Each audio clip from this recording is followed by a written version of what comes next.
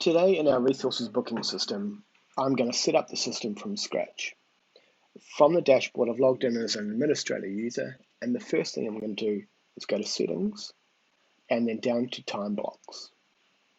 Time blocks is where we can set up our times. I'm just going to create a couple of initial times.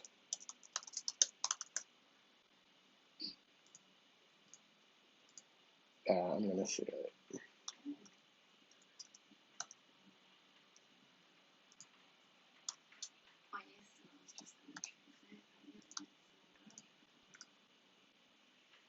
Create time block, give it a name.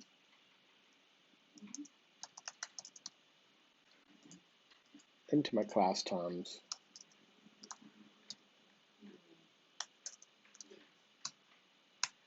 And make it active. Once I've set up these times, I'm ready to go. You can choose to set up as many times as you like, and in any different increment, 15 minutes, half an hour, or to match your schedule. Once I've set up my times, I'm going to go across to resources.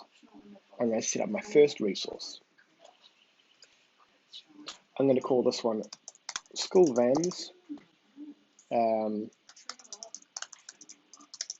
give it a name, and then set up my details. First, I want this active. I'm not going to show them on the public or public calendar. I'm going to require the reason, the staff mobile, a destination field, and the staff's department. I'm also going to indicate their available weekends, but I'm not going to capture start and finish time as we'll be using our classroom times. Over here, I can indicate when the booker will receive an email. So I'm going to select the morning of the booking. This will be a confirmation that I have the school vans booked on a particular day. And I'm going to choose one of our preset classroom time groups. So I'm going to stick with our classroom times. I can also choose to exclude specific times. So these vans can only be booked from period 1 onwards.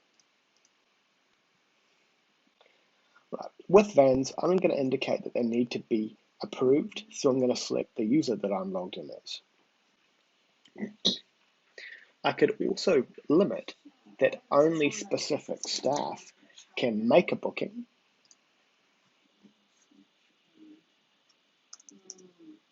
Now, that means all staff will be able to view this resource, but only these staff will be able to make the booking. It sort of works the same way as approvals. Approvals means I can book it and it goes into a pending state and Anna can approve it. Or this means that only Anna or Jen could actually make the booking and I'd have to go to her or either of them to request that. With my resource details set up, I can now add my actual vans. So I'm going to create my van option. I'm going to call this van Rego ABC123, and I'm going to indicate that 0, 0, submit. Then I'm going to create my next option, and I'm going to call it DEC456 is my Rego. I could enter this as a 0.65 per kilometre and submit. Now, we've got our different vans set up here. I've made them inconsistent, so I'm going to actually make them 0.65 km and make that consistent. Okay, now my vans are here. Let's recap that. I've named it, I've given a description, I've set up my email notifications, I've set up when my classroom times can be booked, and I've set up that all bookings need to go for Anna for approval. If Anna is to make the booking, those bookings will become pre-approved. And I've set up my groups. Let's go now to the home, and we now see school vans on the top, and we have our 2 vans here that I can book with. If we want to add additional resources, so now I'm going to add the gym. Next. I'm not going to indicate any of these. I've got my classroom times. I'm going to indicate this one as public. and we're going to indicate that it's available weekends. This one again, I'm going to pick Anna for approval and save those options. Down here, I'm going to create, we just have the gym, and we don't have any options on this one. Let's go, because it's public, we're going to go, we hire this out $100 an hour, and I'm going to make this one required. Right, so with our gym we've got set up, we've got one option, and I've made it required. That means if anyone's going to book the gym, they have to book this part of the resource. But we can add additional options that don't have to be booked. So an example could be the seats out. You might have seats that come out into the gym for seating. And again, we'll just put 0 per hour, and we'll make that one an optional flag.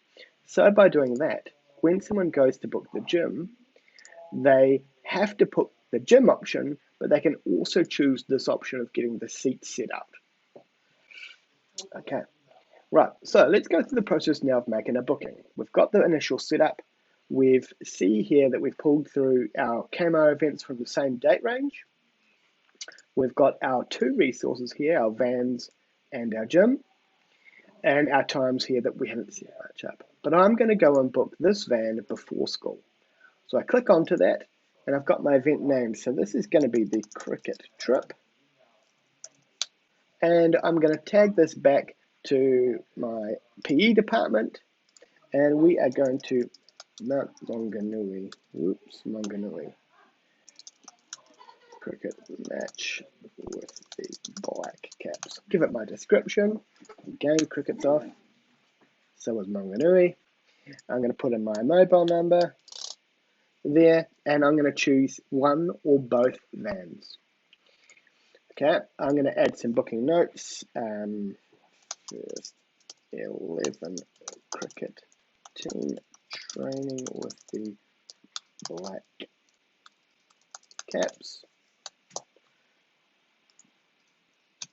Okay, and this is an internal booking. Now, it could be flagged as an external booking, booked with,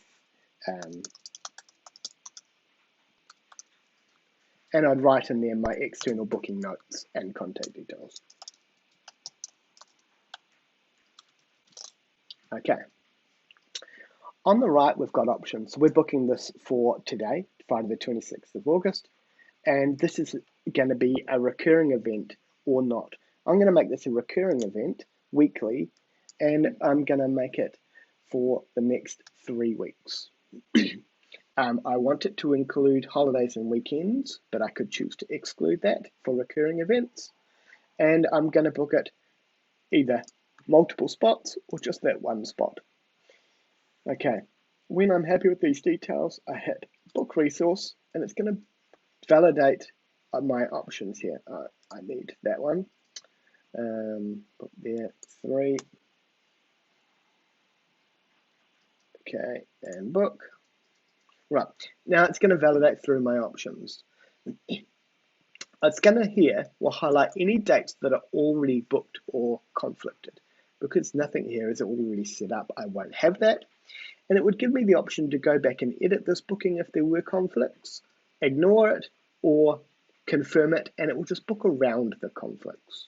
By confirming this booking, it's going to create a booking onto my resources system. We can see here I've got that pending booking and who has booked it.